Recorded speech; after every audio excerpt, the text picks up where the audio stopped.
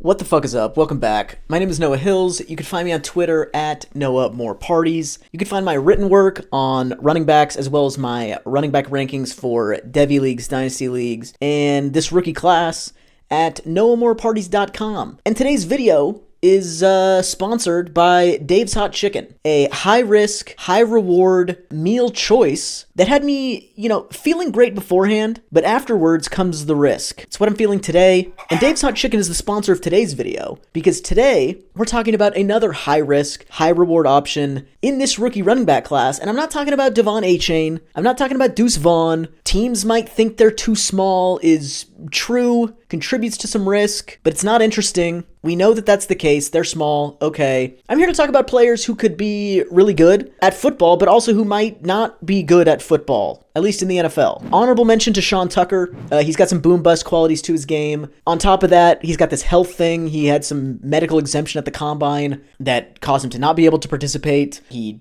made up his own combine where he ran 4.3 and jumped really high and did a bunch of bench press reps. But now he's going back to Indianapolis to get re-medically examined. The Syracuse Pro Day was today.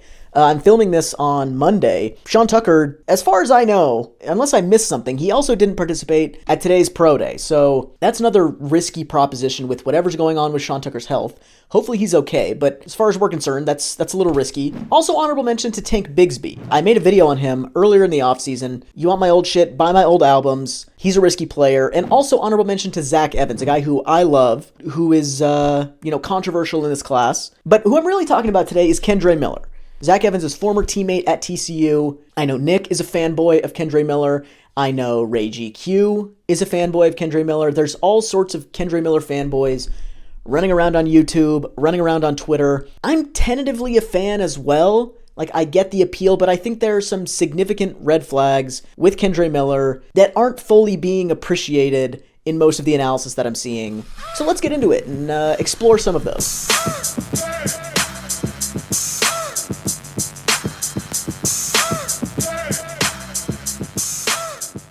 First, though, let's look at the good things with Kendre Miller. I don't want to just shit on him in this video. That's not even how I feel. I don't feel like just shitting on Kendre Miller. I like him to a certain extent. So let's explore some of those things. First of all, he's 5'11", 215. He's got good size for a running back. He was really productive last year on a very good TCU team. We like to see productivity, and we like to see productivity at legitimate programs having success. That's what Kendre Miller did last season. And then on the field, his breakaway conversion rate for his career, which measures how often are you turning 10-yard runs into longer gains of 20 yards or more. So you're reaching the open field. We're just measuring what you're doing in the open field. How often are you extending those runs deeper into the secondary? He did that 39.3% of the time, which is very good. That was over the course of his career. That's in the 86th percentile for historical running back prospects. So he's good and explosive in the open field, and he also broke a ton of tackles. His missed tackles forced per attempt,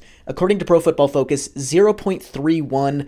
That's in the 93rd percentile. I believe that's the third highest in this class, behind Dwayne McBride and Bijan Robinson. Roshan Johnson also broke a lot. Either way, it's in the 93rd percentile. It's very good, and it also jives with what I see from Miller on film. I've been charting physical interactions with defenders, essentially tackle attempts from defenders, and noting whether they are direct shots from the front or the side, whether they're reaches with a forearm, whether they're from defensive linemen, linebackers, defensive backs, all of these different factors. And from there, I can kind of quantifiably measure which running backs in this class are the most successful at powering through contact in general. And Kendre Miller is awesome in that area. His ability to power through contact against defensive linemen grades out second in the class. Among 14 guys that I've watched a significant amount of runs for, Kendre Miller's ability to power through tackle attempts from defensive linemen is second in the class. And it's 3 times as good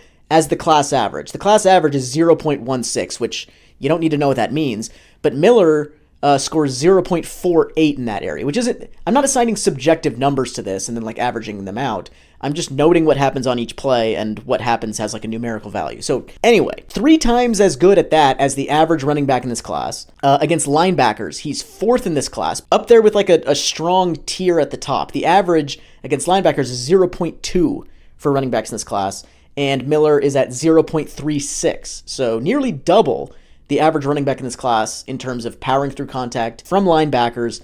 And then against all players, doesn't matter what position they are, he scored 0.48 compared to a class average of 0.3. So significantly better there. Once again, part of a strong tier at the top with like Evans, Charbonnet, McBride, like the other big, strong, well, okay, Zach Evans technically isn't big, but he runs big and he's strong. Miller does also. He's part of a strong, powerful tier of runners at the top of this class, at least in this one area. He's also very patient. That's the last good thing I want to talk about. He's very patient. Part of my film study, I'm grading players in various like decision-making type categories on each play, in the context of each play. Essentially, they get a grade of positive, neutral, or negative on each play. And those grades average out over the course of the entire sample. And according to those grades, Kendre Miller scores third in the patience category on zone runs among the running backs that I've watched in this class, and second in the patience category on gap runs. So regardless of scheme, he's a patient runner, picks his spots well, generally. I'll get to that in a second, but let's just get to it now. Because now the bad. First, that patience sometimes manifests itself counterproductively as like indecisiveness. So he's a patient runner. Sometimes he overdoes it a little bit. His decisiveness grade on zone concepts is 13th out of 13 guys, or 13 out of 14 guys in this class. His decisiveness on gap concepts, 8th out of 14 guys in this class. So below average in both areas. And so while he's patient, it doesn't always manifest itself positively on the field because sometimes he's too patient to the point where he's then indecisive and is either missing holes he should be hitting or is hitting holes too late, and that turns into negative outcomes on his plays that could have been avoided. I also am not very impressed by his vision. He ranks 12th for me in those category, or in the vision category on both gap and zone concepts. And just for like frame of reference, the positive to negative grade ratio among running backs in this class on gap concepts. So how often are you in the vision category alone? So how often are you displaying like positively productive vision on gap concepts versus how often are you exhibiting like negative vision? Like you made a mistake, you picked the wrong hole, you bailed on structure when you shouldn't have, things like that. The average for running backs in this class that I've watched so far is 7 positive grades for every 1 negative grade. Most running backs are not fucking up regularly, at least relative to how often they're like coming up with creative solutions or identifying another lane that they could hit or, whatever. 7 positive grades to every 1 negative grade. That's the class average. Kendre Miller has 1.88 positive grades for every negative grade. That's very bad. It's worst in the class by far. I don't think his vision's very good. I think he bails on structure too much, and I think, like on zone concepts, he's not great at picking his spots. He's patient, sometimes manifests itself as indecisiveness, and I don't believe his vision is good. And his overall grades, at least from a decision-making standpoint, this is ignoring like what's he doing in the open field. This is at the line of scrimmage in these various like decision-making soft skill categories. Kendre Miller ranks 13th out of 14 guys for me on zone concepts, and 9th out of 14 guys on gap concepts. Those poor soft skills at the line of scrimmage equals inconsistency on a down-to-down basis, and that's borne out in the numbers on top of being borne out in the film. His relative success rate, which measures how often is he producing positive outcomes on a down-to-down basis, given the down and distance situations he's carrying the ball in, given the box counts he's running into, and relative to what the other running backs on his team are doing in the same offensive environment. So a success on any given play is defined as gaining a requisite amount of yards given down a distance. So if it's 1st and 10 and you gain 7 yards, that's a success.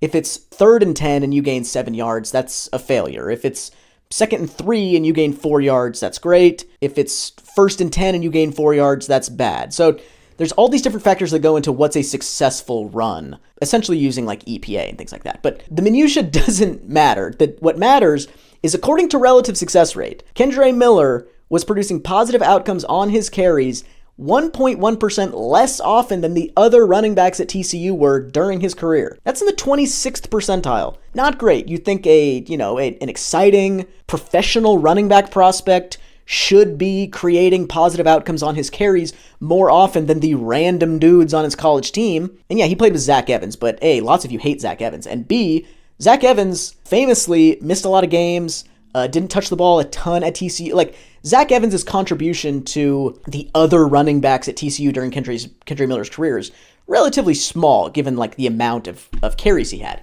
But regardless, Kendre Miller was not producing positive outcomes on a consistent rate relative to the other guys on his team. But like Breece Hall had a similar issue, but he was efficient. Like, he was producing a lot on a per carry basis. It just wasn't coming consistently. But that's not even true of Kendre Miller. His box adjusted efficiency rating, which looks at similar to relative success rate, but it's like an efficiency stat, so it's not a rate stat. But given the box counts that you're seeing, how much is a carry worth from you versus how much is a carry worth from all the other guys on your team collectively? And it's communicated as a percentage.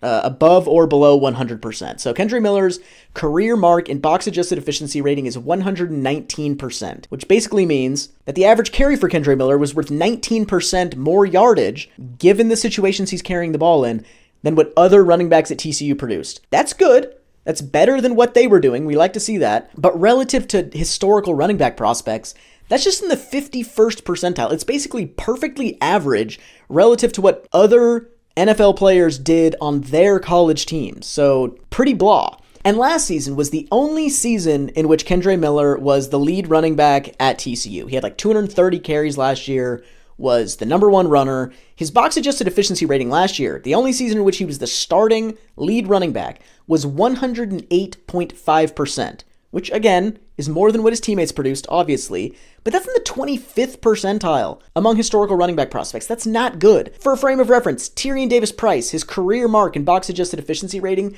110.4%. Tyler Beatty, his career mark in box-adjusted efficiency rating, 108%. That's the range that Kendre Miller is in here. Not overly impressive. And the only season in which Kendre Miller posted a box-adjusted efficiency rating above the 50th percentile was in 2021 when he was sharing time with Zach Evans, had 83 carries. Only 83 carries, which was third among running backs at TCU. His box-adjusted efficiency rating that year was 150.8%. That is just stupid good.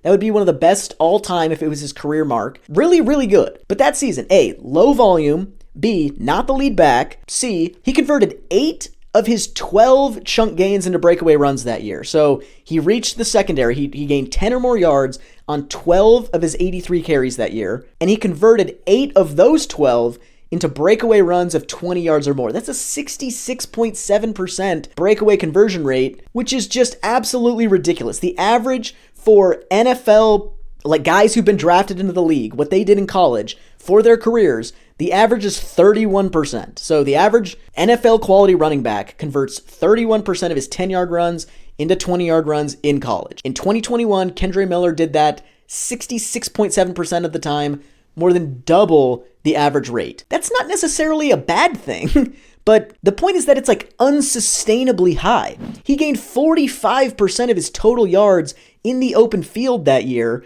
which would be like nobody in this running back class, in the 2023 class, nobody in the 2023 class gained more than 40.5% of their total yardage in the open field last season. And Kendre Miller gained 45, almost half of his yardage came beyond 10 yards from the line of scrimmage in 2021, which is the only season in which his efficiency was impressive. So basically, he's a poor decision maker at the line of scrimmage, borne out both in the analytical numbers, like the advanced rushing efficiency metrics, and the film. So he's a poor decision maker at the line of scrimmage. He's never produced positive outcomes at a consistent rate relative to what other backs on his teams have produced. And the only season in which he posted impressive per carry efficiency numbers was the season in which he was unsustainably awesome in the open field on very low volume. Otherwise, his efficiency numbers were never good. Like he just has never produced efficiently in, relative to like NFL quality backs ever in his career,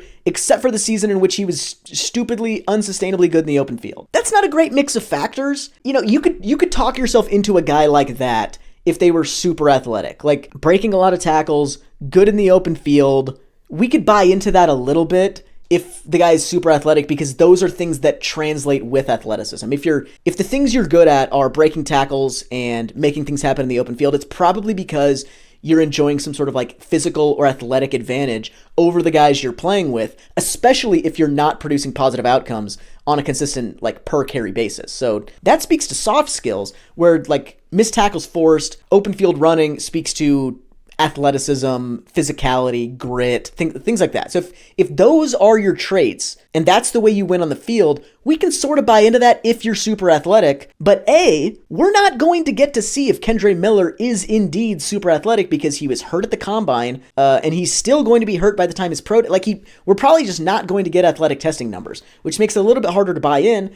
And B, we've seen guys in the past get their work scaled back for similar issues that Miller has, even when they're super athletic. Like Antonio Gibson has great size, 6'1", nearly 230 pounds. He's a freak athlete. He ran sub 4.4 in the 40-yard dash on low volume as, kind of like a part-time running back in college. He has the highest missed tackles forced per attempt rate of any running back in my entire database, and it's not even close. I think Bijan Robinson is number one all-time in this metric among, like, guys who legitimately played running back in college at, like, 0.36 missed tackles forced per attempt. Antonio Gibson, on, like, 95 carries total in his college career, 0.48 missed tackles forced per attempt. So ridiculous rate of breaking tackles in college. So this is a beast athlete with good size who on low volume was breaking a ton of tackles. Washington prefers to deploy Gibson as, like, the 1B in their backfield, as, like, a space back alongside a more reliable inside runner in their current guy in Brian Robinson. And that's because Antonio Gibson, despite being big and athletic and being able to break tackles and having open field juice, he lacks technical skill and is inconsistent in a lot of the, like, small but important aspects of playing running back. Not a great pass blocker, fumbles, not a lot of, like, nuance and development to his game at the line of scrimmage through no fault of his own, really. Like, this isn't me shitting on Antonio Gibson. He just didn't play running back in college, still learning the position now.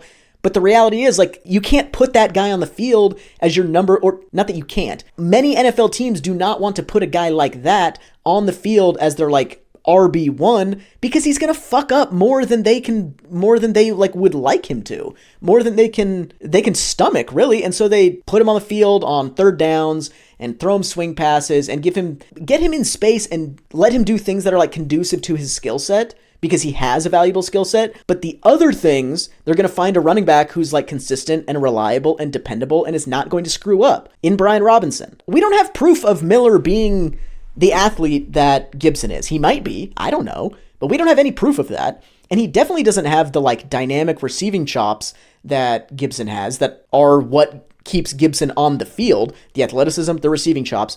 We don't have any evidence of Miller having either of those things. Well, not any evidence. We don't have objective tested athleticism that indicates that Miller is that level of athlete, and he didn't catch the ball like that in college at all. It's not like he has to be Antonio Gibson, but Antonio Gibson is a good example of a guy that has similar issues and similar strengths and still doesn't earn work at the level that we would like him to. So how can we expect a guy without the definites that Gibson has getting a lot of work in the NFL with the issues that Kendre Miller has? I think that's my main point. Like, the ceiling is there because he breaks a ton of tackles. Like, he's so good at breaking tackles. He just squeezes every possible inch out of every carry from the point of contact because he's a tough physical runner. So the ceiling is there for him to be like a Marion Barber, an Alex Collins type guy, as like a short-term starter, similar to Antonio Gibson, short-term starter, or like a 1B in a backfield. Like, I wouldn't be shocked to see that. But I think, like, irrelevance, fantasy irrelevance, NFL irrelevance perhaps, is a much greater possibility for Kendre Miller than it would seem based on the enthusiasm that I see, like, on Twitter and elsewhere in the Dynasty and, like, scouting spaces. So there it is. Kendre Miller, the Dave's Hot Chicken of this running back class. Thanks for watching. Hit like, hit subscribe, and I will see you on Saturday. Peace.